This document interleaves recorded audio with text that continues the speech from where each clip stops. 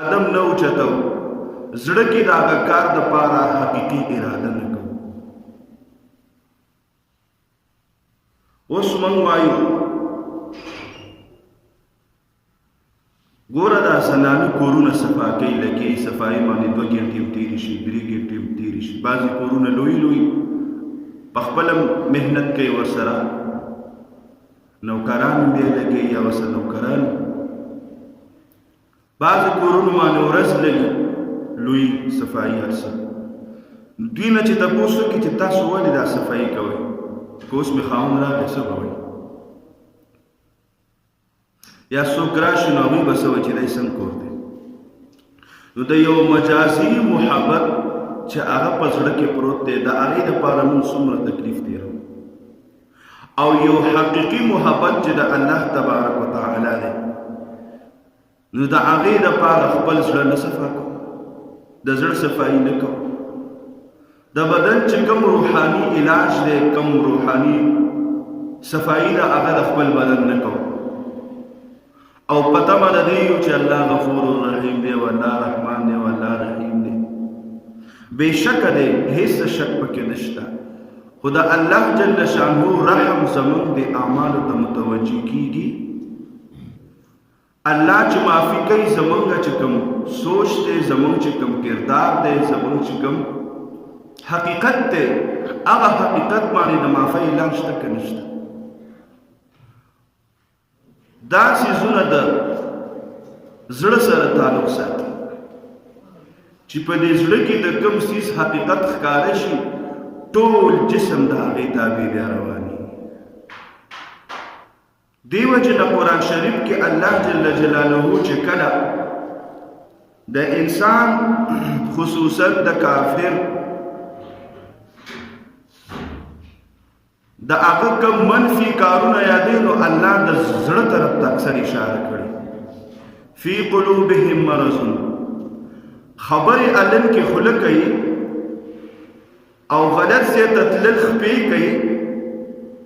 غلط څیز ته لاس اچول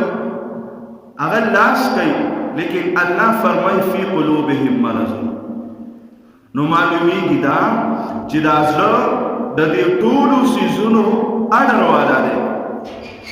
اډر خو ورته دی کوي. نو دې وجې نه الله قرآن شریف کې چې کله په انسان باندې خپل ځان طرف ته رابلي، نو دعوت ورکوي چې خپل زړه صفا کا. او چې کله د کافر حالات بیانېږي، ورته الله د زړه طرف ته اشاره کوي چې دا زړه دی، د دوی په زړونو کې مرض دی، د دوی په زړونو کې کذب دی، د دوی په زړونو کې کفر دی. نو خپل کور خپل زړه کې جارو وهل، کور چې د چای جارو هغه وهي. بعضې بزرګان فرمایي چې زموږ دا زړونه د الله کور دی، چې دې صفایي نو دې کې به د الله جل جلاله د طرفه احکامات نافظېږي، د الله محبت به پکې ځایږي. او چې کله دا زړه صفا ني، په دې کې د الله جل شانه نه یره او للهیت په دې کې نشي راتلی. نو موږ وایو چې دا زړه د الله کور دی، پکار ده چې صفایي الله کوي که نه. خو ټیک ده، خدا خو موږ ته په رینټ باندې راکړی شوی، دا خو دنیا ده، موږ د جسم او دا زړه راکړی په کرایه باندې، چې دا واخله چې روح درکړي، دا زما امانت دی تا سره. نو چې څوک په کور کې په کرایه اوسېږي، نو مالک په کور صفا کوي که نه؟ کرایهدار په کور صفا کوي، کور به کرایهدار صفا کوي. اوس دا موږ سره په کرایي باندې دی زموږ دا زړه، نو د دې صفایي به موږ په خپله کوشش کوو چې په دې زړه کې للهیت پیدا شي، او هغه للهیت او د الله والا زړه به هغه جوړېږي چې د دې نه کوم منفي اثرات دي چې هغه ترې ختم شي. څنګه چې ابرهه حمله وکړله په مکه معظمه باندې، نو بره نه پرې د مرغو چې کوم باران و هغه پرې وشو، د کاڼو بارانو په یو طرف به راتلل، په دې بل به ترې وتل. هاتیان څومره پهلوانه دي، د هغوی نه به دا کاڼي لاندې وتل. نو دغه کاڼي د هغوی دپاره د مکې دپاره الله جل شانه د حفاظت دپاره پرې راوورول په ذریعه د مرغو باندې. دغه شان د الله ذکر چې څومره زیات کیږي د دې زړه به حفاظت جوړیږي د دنه به د شیطان او د نفس چې کم وسوسه ده کم چال دی چلی هغه به ناکام کیږي او زیات ذکر د قرآن شریف نه پس هغه د لا اله الا الله دی دې د زموږ د بزرګان او د تصوف مشران او ماهرین اثبات او منفی وي چې دې سره د انسان اثبات لا اله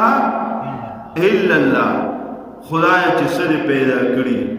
او څه زمون په نظر راځي او څه نه راځي دا هیڅ سم نشي کولای دی کې هیڅ قوت نشته دا د عبادت لایق نه دي دا د محتاجۍ لایق نه دي الا الله یو الله ته چې ارسه کولای شي نو یو کې منفي شو بلکې اثبات لا اله منفي الا الله اثبات د ټولو معبودانو مجازیونه پکې نفي او حقيقي الله لپاره اثبات دیو جنا کم از کم ګوره سنت طریقې د نبی کریم صلی الله علیه وسلم مونږ وایو چې دا به مونږ څنګه راشي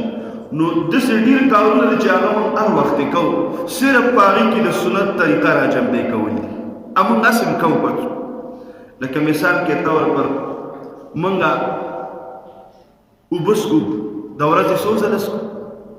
اوس خو دا جمع دی زما په خیال یو د 3 ځله بیا څښو نو دې د 3 ځلو کې چې موږ سوچ کو چې د نبی علیه السلام سنت طریقه ورکیسه ده او دا طریقه زده کو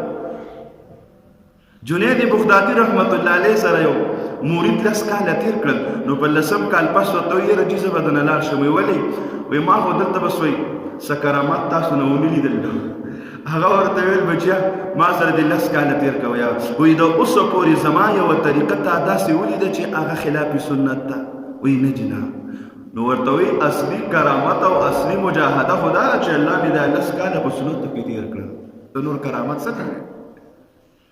نو وایم چې مونږ خو اوبه څښو طریقه یې زده کړو چې په څه طریقه څښل غواړي طریقې الحمدلله مونږ ته یاد دي خو صرف عملي کړي دي په دریو څاګانو څښه قبلې ته مخ کوه د اوبو لوښي ته ګوره په اوبو کې څه عمله بسم الله الرحمن الرحیم وایه چې اوبه ختمه کې وایه الحمدلله همدغه اوبه دي هسې به مځي جسم ته صرف نیت پکې د سنتو کو او طریقې ورکې راولو نو دغه اوبه څښل د عبادت شو خوراک کو کم از کم 3 ټیمه خو مونږ کوو خوراک سهار غرمه ماښام څوک داسې دي چې هغوی لیټ ناشته کوي بیا د ماښامې په وخت روټۍ خوري بس 2 وخته خوري په هغې کې د نبي کریم صلی الله علیه وسلم سنت طریقه راجمدی کړو خورو د خپلې مخې نه خورو چې څه راته پراته وي چې هغه په شوق خورو نوالا درمیانه خلو چې روټۍ کله خولې ته واچو چې روټۍ ښه وچقو ښه وچقېږي بیا یې تېره کړو بسم الله الرحمن الرحیم ووایو رانهیر شي منځ کې بسم الله الرحمن الرحیم ووایو د روټۍ نه پس ووایو الحمدلله چې نور څه نه راځي الحمدلله خو راځي که الحمدلله الذي اطعمنا وسقانا که نور دغه درځي خو خلک کوي الحمدلله موږ ټولو له راځي نو دغه روټۍ خوړل هم په عبادت کې شمیر شو مسجد ته مونږ راځو الحمدلله چې راځو د سنتو په طریقه را دننه شو ښه خپره مخکې کو او ګسه وروسته کو چې وځو ګسه مخکې کو او دا ښه وروسته کو او چې دعا ووایو اللهم افتح لي ابواب رحمتک که دغه نه راځي بسم الله الرحمن الرحیم خو راځي که نه چې را دننه کېږو بسم الله چې وځو بسم الله نو تلل راتلل هم عبادت شو په جومات کې چې کوم لمونځ کوو هغه هم عبادت شو خدای عبادت خنا موس کو په خپل موس باندې لګو روشنی واچو چې زمونږ د موس د سنت طریقې برابر دی کنه دی نو کوشش په خپل منځو کو چې دا د سنت طریقې برابر او داس چانه دا الحمدلله مونږه د ورځې به کم از کم 3 پیری خو مونږ کوو داس چانه دا جمع دی بعض وخت 2 ځل راشي څوک ډېر نو دا او داس چانه اندام کې چې سوچ کو چې دې کې سنت طریقه څه ده چې هغه راجمدېږو نو هغه هم عبادت کې حساب شي او داس چانه دا په خپل عبادت دی او چې سنت پکې راجمدي شو هغه بل عبادت شو پوچت ځکینو د قبلې طرف ته مخ کو مسواک ورکې استعمال کو لاسونه ولویزو خولې ته اوبه واچو 3 ځل پوزې ته او خبرې پکې نه کو دنیایي خبرې او لګي په دې لاول خې اندام منزل بیا ورپسې دا غس مسو دا سمون کو خودی کې کله سوچ نه کړي چې دې کې دا سنت دی ورګه چې دا په هغه طریقه وکړه خاصه ما عزت مندو بیت الخلا ته هم زوه ټول حاجت بندي باتروم ته جزو چې باتروم ته زی غسخ په مخ کې کا او خیر واستکه او یا بسم الله الرحمن الرحیم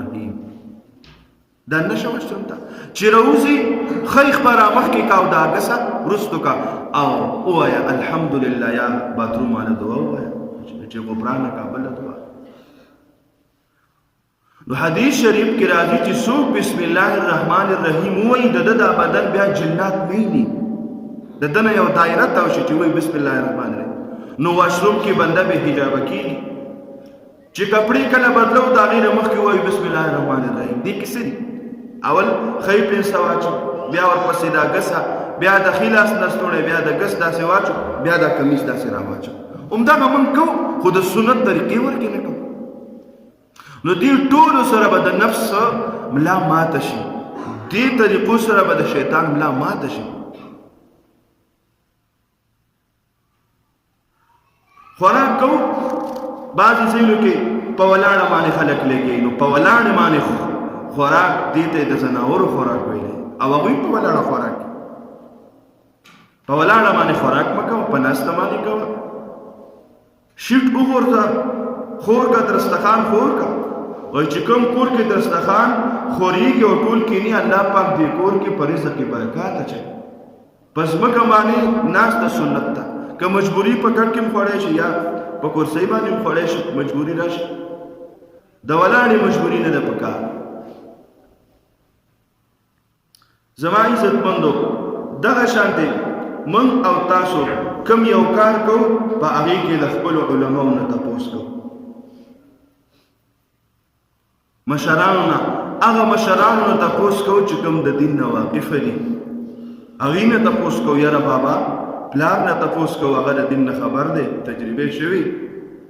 عمل نشته علم خوشته ورسه چیرې دا کار څنګه وکم دا څه وکم چې کوم یو کار کې د شریعت په طریقه باندې وشي ان شاء الله کار کې به خیر او برکات پراته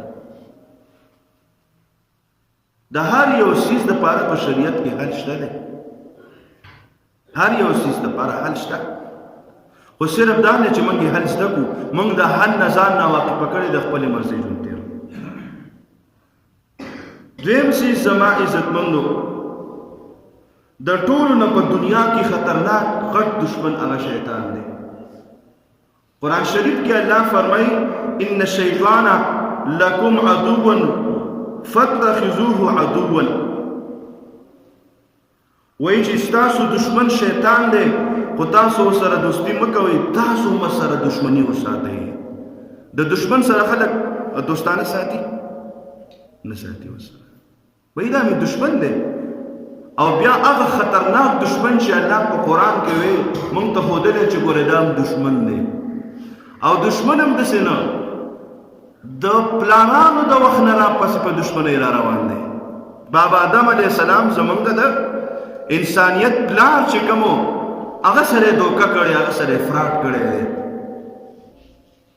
امام غزالی رحمت الله علیه فرمایي وی ګوره شیطان داسې دشمن دی چې دې په یو حال کې تا نه پرېږدي او هر حال کې کوشش کوي چې څنګه به زه د دې خپل ایمان نه واړوم او دې داسې دشمن دی چې ګوره دې په رشوت هم تا نه وړي که ته رشوت ورکړې هغه هم نه قبلوي تر څو پورې چې د عمل الټه کړی نه پرېږدي نه او چې کله د عمل الټه کړي وي بیا لاس وباسي چې زه بس کار یې وشو لکه بلعم بن باعوره د موسی علیه السلام په زمانه کې لوی ولی الله دا اوږده واقعه ده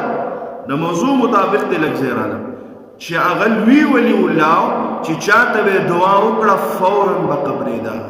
قبرېده به چې چاته به خیري وکړي فورا به هغه الله جل شانه منظورولی قبلولی به و چې کله د قوم مجبور کو په ذریعه د ښځې او په ذریعه د مال باندې د مال په لالچ او د ښځې په محبت کې راغی او شیطان غټ چال جوړ کو اول د مال په ذریعه او بیا د ښځې په ذریعه باندې چې کله دې دوکه شو د موسی علیه السلام ته خیري کولې خولې واځوله الله جل شانه هغه خیري د ده دا ژبه داسې شروع شو چې خیري د خپل ځان ته شروع کړي او هغه ژبه الله هغه وله به د سینې د پاسه الله کېښوده او الله وفرمیل کمثل الکلب دی مې په شانته د سپیکو بلعم باعورا ولولا او الله وی سپین کو دا د چا د لاسه د شیطان د لاسه نو شیطان زمونږه دشمن دی ګوره آدم علیه السلام چې کله دی آدم علیه السلام له دوکه ورکوي کوم چا کې وله راځي آدم علیه السلام وی چې فرشتې د الله عبادت کوي لګیا دي او همیشه دلته کې ځایونه ما چې زم ما د پاره همداسې ماحول جوړ شي چې زم عبادت کوم او زه همیشه دې جنت کې نو خبر نو شیطان ولا زهر داسې ورنکړه چې دا زهر دی په خوږو کې زهر ورکوي څه وایي ورته وایي ګوره که تا او دا بیبي دې غواړئ چې همیشه دې جنت کې یې که نه دا کومه ونه چې درته زه ښیم د دې نه خوراک وکړئ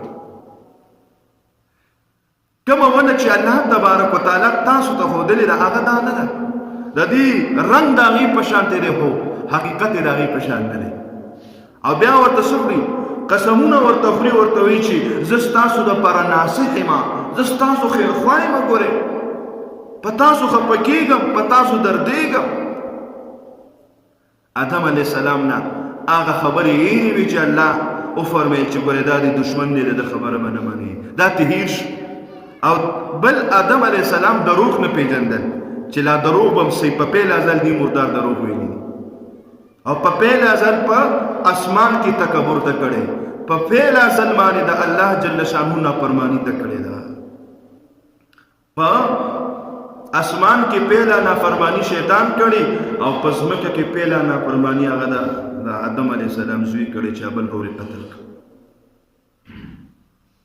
نو چې کله آدم علیه السلام د جنت نه راووتو او رابار شو او د جنت جامې چې کومې وې هغه ترې نه ووتې د دواړو نو شیطان خوشحاله شو ادا غفتل اوسم چې د چا په بدن باندې بے حیا لباسي دی به کلک د شیطان ملګری ځکه شیطان غواړي دا چې د بدن نه د حیا جامې لرې شي د آدم علیه السلام په بدن باندې د حیا جامې د جنت لباس هغه ترې ویستی شي نو اوسم هغه لباس چې بدن ورکې ښکاري هغه لباس چې اندام ورکې ښکاري دغه لباس والا کلک د چا ملګری دی د شیطان په خپلو لاسو کې اغستی نو زما عزتمندو آدم علیه السلام که چېرته دا ویلي وی چې ورکه زه د الله سره مشوره کوم او د خپل الله نه تپوس کوم چې زه دې ولې نه نږدې شم که نه یا الله زه ستا همیشه دپاره عبادت کول غواړم زه به دلته چې زه دلته همیشه یم دې جنت کې نو چونکې هغه د الله نه تپوس ونه کړو د خپلې مرضۍ کار وشو نو خطا راغله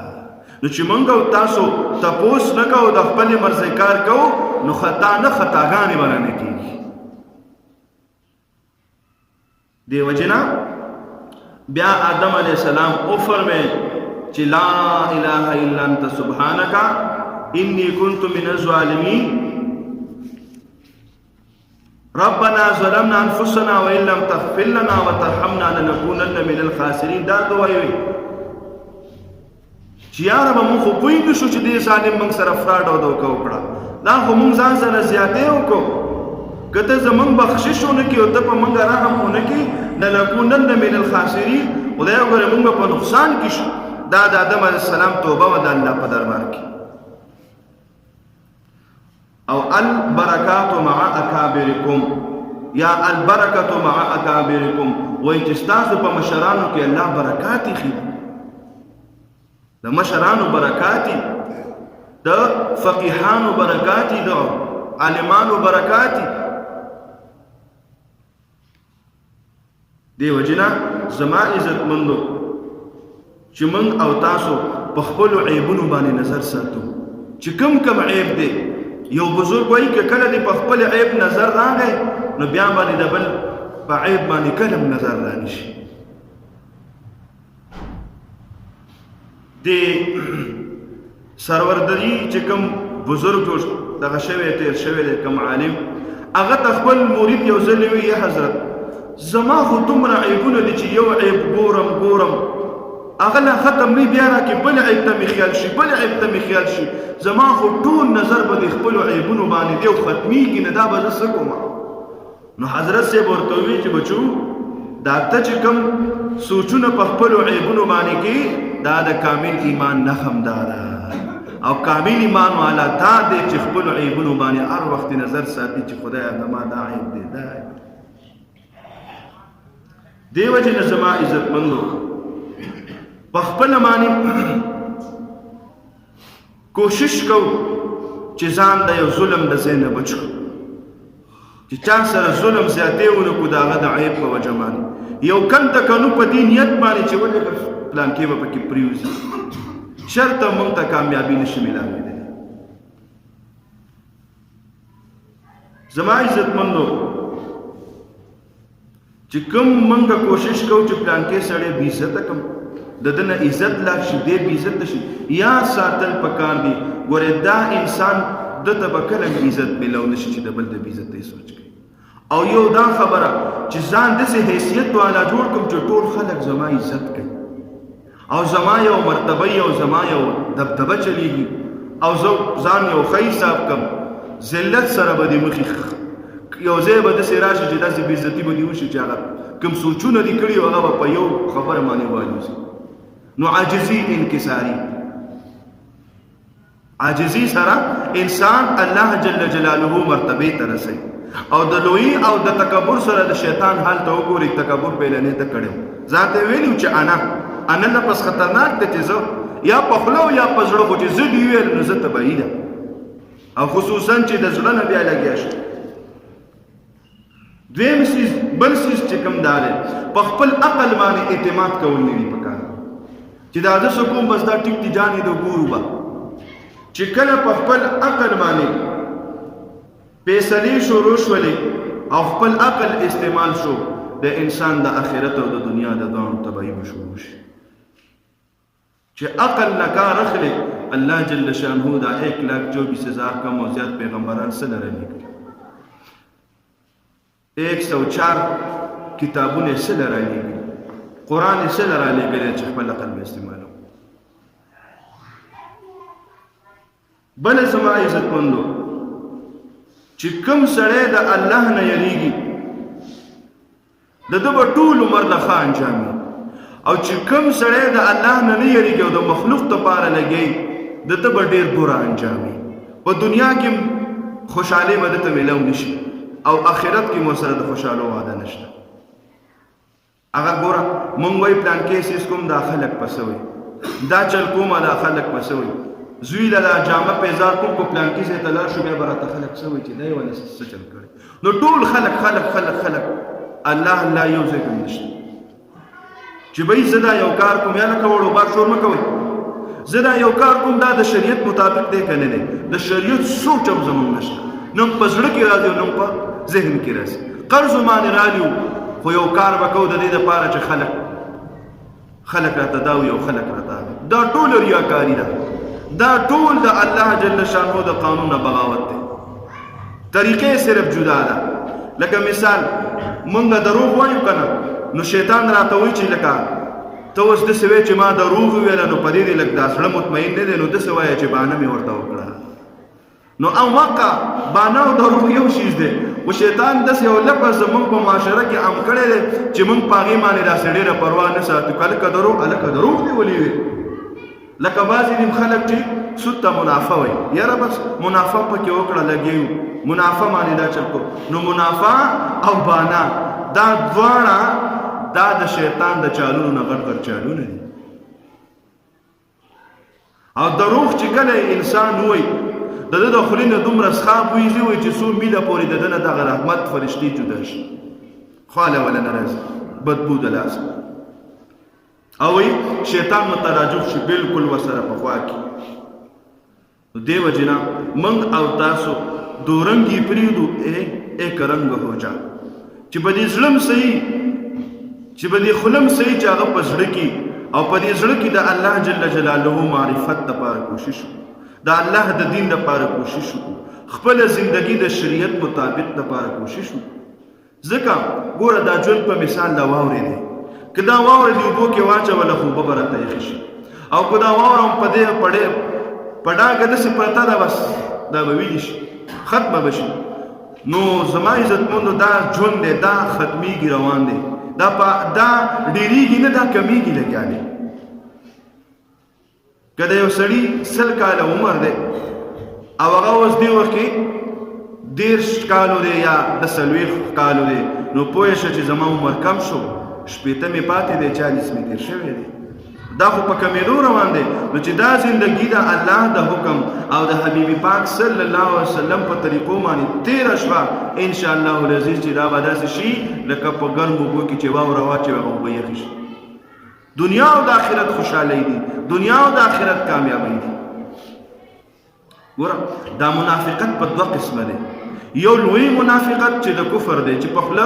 لا اله الا الله وایي او په زړه کې کلک انکار کوي د کفر چې زه مسلمان یم یو هغه منافقت دی